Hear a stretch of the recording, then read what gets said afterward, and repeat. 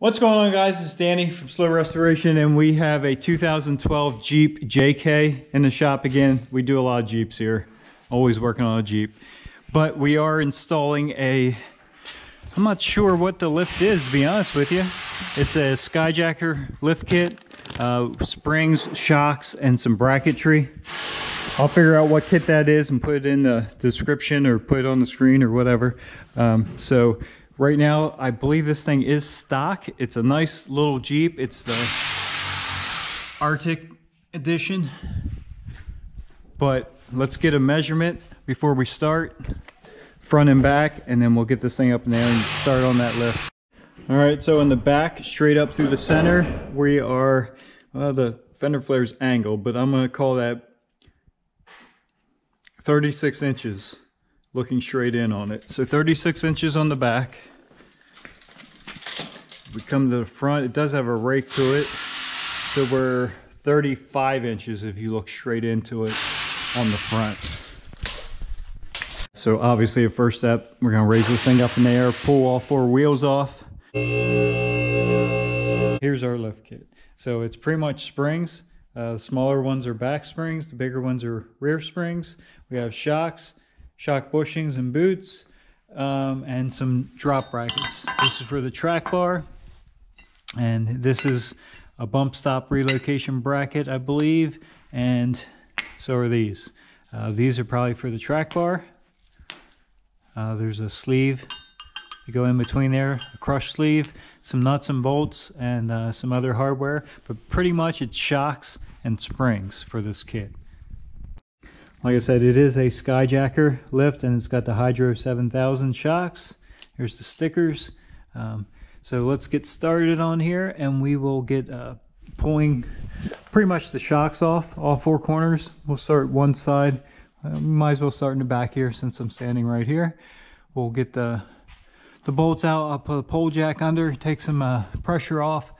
Bolts on the top, one bolt on the bottom. Get that shock out of the way. We'll relieve the pressure there and get that spring pulled out, and then address our bump stop. It's 18mm socket for the lower shock bolt, and it looks like probably 15mm on the top. All right, with them, the shock pulls right out of place there. This thing is pretty beat too, so we'll throw that over here in our pile. For some reason, these upper shock mount bolts, a 5/8 actually fit better than a 15mm. I don't know if it's just a rust buildup, but yeah, 15 I couldn't really get to go on there, even tapping it, and a 5/8 fit extremely well. So anyway, we got that off. So now we will relieve pressure here with the pole jack. And if you're doing this on the ground, you can use jack stands and a jack, so no big deal.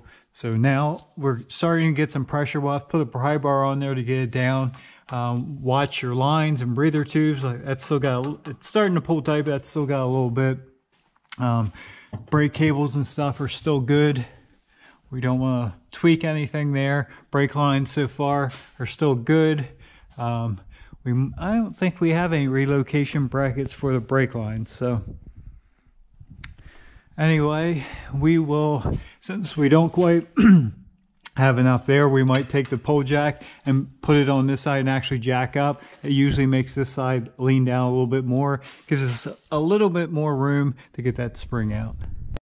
So that actually did not work on that side. So we just took the pole jack, jacked it up, removed this side shock too, removed the pole jack, and now with just a very little prying, we can get those springs out. Same with this side, we'll pry that out. Just a very little bit of prying. There's actually a little bit of play up and down. So there's very little tension on there. Just be careful as you pry that out. You're gonna want to wear some protection, but we'll get those springs out. We have the shocks off, and then we'll get our new one slipped in. With the springs removed, the isolators will fall out. We'll reuse these. These are in perfectly good shape. Just make sure we kind of index that spring. You can see there the way it's supposed to go. And we will reinstall these when we put that new spring in. with just a very little bit of prying and a little tap. We got our springs in place. Now we're ready to start reassembling as far as shocks go. We slip our new shock in there. Of course, 2 bolts at the top, 1 bolt at the bottom, and then we can let our pole jack back down. And we'll move over to the other side. Of course, that spring is also installed. We'll get the shock put in. It's address the bump stop, and they just give you a spacer that bolts onto that pad right there. Let's get this other shock installed and we'll show you the bump stop. With the shocks installed, we can tack our bump stop extensions.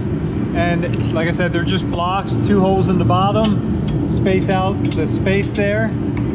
And it's a nut and bolt, 1 in the front, 1 in the back, 1 per side. And they're 13 millimeter. It's a little tight in there, so if you have a ratcheting wrench, that's the best way to tighten them up. All right, on the back here we have a track bar relocation bracket. We have it slipped on over top of the existing bracket. We do have to drill 2 holes. 1 goes straight down to 17/32, and 1 straight through the bracket and the new plate here. So let's get marked and drill those, and then we can get this bolted up. We got our holes drilled and the bolts put in, so 1 goes straight down, the smaller one, and then there's 1 that you drill through both of these plates and bolt tight. The next step is to take this crush sleeve. We're going to put inside here, and the supplied bolt will go in and tighten up in the stock track bar location, and then the track bar will come up and go up top here. Once we have all that tightened up, we're going to put our track bar in the lower mount hole, tighten that bolt back up, and that actually completes the whole back end here onto the front. Working on the front, we got both of the lower shock mounts undone. We also got our track bar unbolted from the frame bracket. We got this spring started to pop out, so we'll get that popped the rest of the way out. Same way with this side. While we have the spring out, we'll address the bump stop. With a little bit of persuasion, we got this front spring out. We'll compare it to the new one. While it is slightly taller, it's also bigger diameter, and there's more coils, as you can see. So not a huge difference, but enough. All right, on the front here, we need to install these bump stop spacers. They go on the bottom on this pad. There is no hole there, so we have to drill it. So we're going to line that up, center it up, mark a hole. We're going to drill a hole down through, and there's a nut and bolt that gets attached, and you can reach down from underneath there. A little bit of a pain, but to get that the nut on the supplied hardware. Here's the supplied hardware. It's got a nylock nut, goes down through once you drill that hole. You do have to disconnect the sway bar. They recommend disconnecting it, actually I think here. I like to just disconnect at the frame. A lot of times these are kind of finicky. They want to spin and they get pretty rusty. These are always easier to disconnect. It's 2 more bolts, but now the whole axle is able to be moved around to fit that spring in. Now let's fit these bump stops. Obviously, you're going to want to drill the hole before you reinstall the coil spring and or shock. We still have to take our upper shock mounts off. And it looks like we have to go under the hood to do that. I like to drill a pilot hole. Let's go to this other side. You can see a little bit better. I like to drill a pilot hole first, and then they want a 25/64 drilled hole through there, and then we can attach that bump stop. All right, once we get the sway bar undone, we'll put the spring in there. We do have our holes drilled for our bump stop. We have the spring with a pry bar. We pry down the axle just enough to get that spring sitting on the pad. Now obviously you can't get these bump stops in any other way, so we'll put this up through. It's a little tricky. Put this up through and we'll hold it. I'm definitely going to need 2 hands here. So we'll hold this bump stop up further in the spring, and then we'll push this spring over to where it falls down on that boss and locates in the correct spot for the spring. Let me get this in there and I'll show you how to locate that spring. All right, so obviously our spring fell down on that boss. We'll take our bump stop, because now it's inside the spring, and drop that on the bump stop pad and put the bolt through the hole we just drilled. We'll put the nut on that in a minute. But if you can look here, so you can see the end of that spring needs to go. There goes our pry bar. The end of that spring needs to go in that seat. So we need to twist this spring a little bit. It's not real difficult. There's not a whole lot of tension here, as you can see. We'll twist that, and the end of this will fall right into that groove there. So with that twisted around, as you can see, we got the end of that spring right in that groove there. We're located in our rubber isolator at the top. We have our bump stop in there. So this side's pretty much done as far as that goes. We do still have to take the upper shock mount, swap the spring out, jack it up, and put it all back together. But let's get the other side this far, and then we'll catch back up with you. All right, attaching this bump stop is a bit difficult. As you can see, there's no tension on that spring, so it's fairly easy to locate these proper. But to get that bump stop in there, I have the bolt dropped in, down through, and you can go up through the bottom here. The problem is you can't get a wrench flat. So what I did is took a piece of napkin here, put it around the nut, put the open end of the wrench on at an angle, and that holds that secure. Now I can put that up there and get that started and then tighten it up. Just a little trick. Tight to reach spots. I can't get my fingers in there. Can't really get a wrench flat in there. And if you don't have something to hold it, the nut just slips out of the end of the wrench. So it worked good on that side. See if we can get this side. All right, so the upper shock mount on the passenger side, at least, is very difficult to reach. So what we ended up doing is pulling the inner fender out. Just a bunch of pop clips. Here is obviously the shock, and the mount is there. It's sandwiched in between this giant plastic retainer, which holds the fuse box, part of the air intake system, and the battery. So you have to remove a lot to get that out. Of course, with that out, you could go right down and get right on top of the shock. We're going to try and reach through there.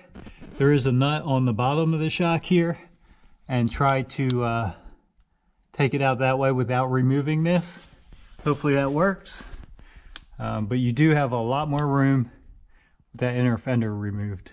We got the upper shock mounts tightened up. They are a pain to get to. This side's a little easy. The other side's really a pain. We had to pull the inner fender out, but we got that done. Now we'll raise it up, jack the rear, the differential up. We'll get our lower shock mounts on and get our sway bar reattached. All right, here's our new ride height. We're still coming down a little bit, and that's about it. We'll get our tape measure. It's definitely up. All right, our new ride height in the front, measuring the same spot, is now 37 3/8. Let's go to the back. Right through the center, and now we are pretty much 37 1/2. All right, guys, we lost some footage here at the very end. I'm not sure what happened with it, but we got all the hard work, all the kit work was done. The only thing left to do was bolt up the sway bar, hook the shocks back up at the bottom. The upper shock mounts are kind of a pain, but they are doable, especially if you have a ratcheting wrench. You can reach up in there. Definitely take the inner fender out of the driver's side, but that works pretty well when you do it that way. They've been driving it. They've been enjoying it. It rides a lot better now. Most aftermarket suspensions, have a nice ride to them if they're any kind of quality. And obviously, those original shocks were very worn out. So the new shocks really helped with that. But anyway, thanks for tuning in. Have a good day.